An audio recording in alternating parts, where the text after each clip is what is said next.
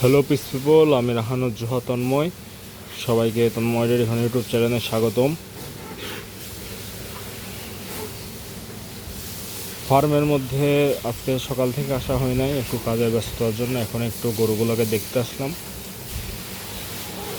সেই সাথে সাথে আমার মুঠোফোনটি হাতে নিয়ে আপনাদের সঙ্গেও কিছু বিষয়, ছোট ছোট আপডেট, এখন কি চলছে এগুলো দেখানোর জন্য আসলাম।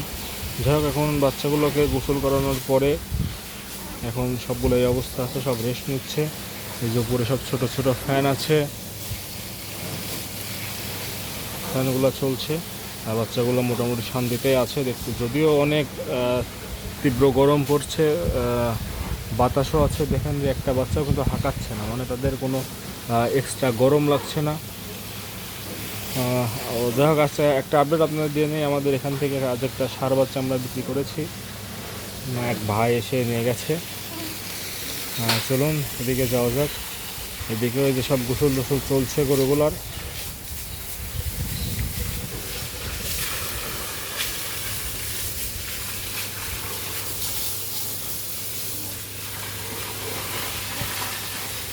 আপনার গরু ধোয়ানোর সাথে সাথে আপনার চারিটাও দেখেন নিট অ্যান্ড ক্লিন, ঘরও নিট অ্যান্ড ক্লিন। সবসময় আমরা পরিষ্কার রাখি,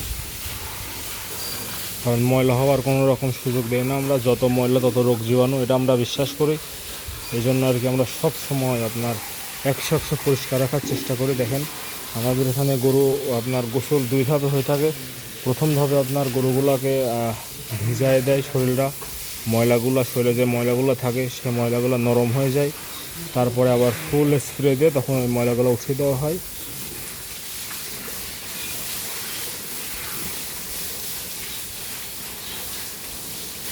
যাক, আমি আপনাদের আজকে একটা আপনাদের তো কিছু মানে গেস করতে বলা হয় না, আজকে আমি আপনাদের একটা বিষয় গেস করতে বলি। সেটা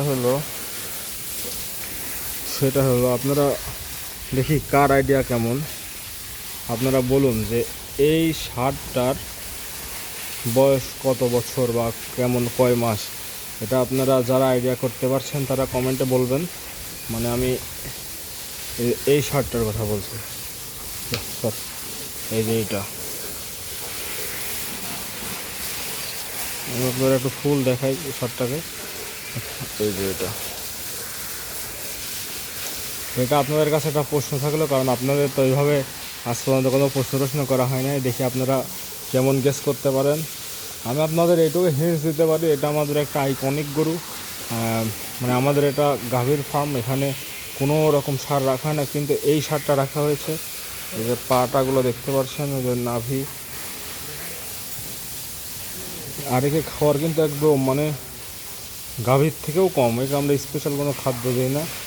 সকালে 1.5 কেজি খাওয়ার, আর বিকেলে 1.5 কেজি খাওয়ার, আর ঘাস যেমনটা খায় তেমন। যে এই পাশে আর একটা আছে, খুবই আদর প্রিয় এরা।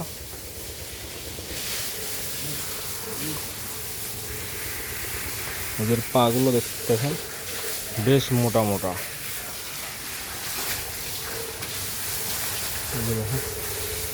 আর এই যে আমাদের আপনারা যারা আমাদের চ্যানেলের সাথে প্রথম থেকেই আছেন, আপনারা তারা অবশ্যই আমাদের এই গরুটার সঙ্গে পরিচিত। এটা একটা বাচ্চা গরু ছিল, কিন্তু বর্তমানে এটা 6 মাসের প্রেগনেন্ট। এটা আমাদের একটা খুবই আইকনিক গরু। আপনার এই বাচ্চার এইটা এর ব্যাচে বাচ্চা হয়েছিল আপনার, মানে এর সাথে বাচ্চা হয়েছিল 6টার মধ্যে 4টা বকনা হয়েছিল, আর 2টা ষাঁড় হয়েছিল। 4টা বকনার মধ্যে আমরা শুধুমাত্র এই একটা বকনা রেখেছি। এই যে বকনাটা নাভিটা দেখেন। আর এগুলো আমাদের সব নতুন নতুন মা হয়েছে। আমাদের এখন এখানে কোনো বয়স্ক গরু নাই। সর্বোচ্চ যেটা বয়স্ক গরু সেটা হয়তো 4টা বাচ্চা দিয়েছে। কারণ আমরা সবসময় স্ট্রং গরু রাখি, দুর্বল গরু আমরা একটু কমই রাখি।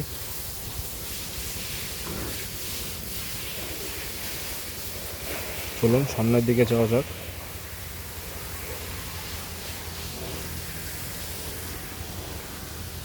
যেগুলো আমাদের সব বকনা, নতুন নতুন বকনা হয়েছে। এই একটা, এই একটা, এই একটা, এই একটা। আজকে আমরা ওখান থেকে আর একটা বকনা এখানে আনবো।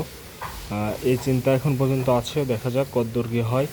যাই হোক, সবাই ভালো থাকেন, সুস্থ থাকেন। আজকের ভিডিও এখানে শেষ করছি। ভিডিও জুড়ে যাওয়ার সাথে ছিলেন তাদেরকে অসংখ্য ধন্যবাদ।